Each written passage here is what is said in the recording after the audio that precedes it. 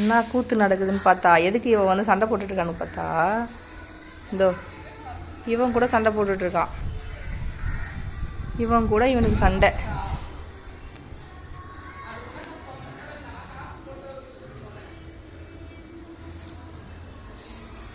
இப்போ நான் இருக்கேன்னு சொல்லிட்டு இப்போ அமைதியாக இருக்காங்க. அவனும் அமைதியாக இருக்கான், இவனும் அமைதியாக இருக்கான்.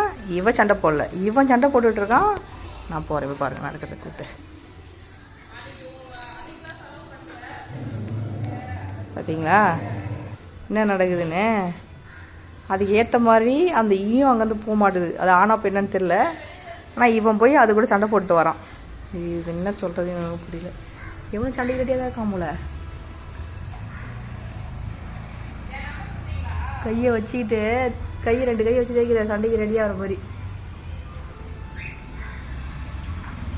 போக மாட்டேறானே. நீ சண்டை போடாமல் இவன் கூட சண்டை போடாமல் 2 பேரும் அடிச்சுக்காம போக மாட்டாங்க போல். சரி நம்ம போகணும்ல, என்ன நடக்குதுன்னு பார்ப்போம்.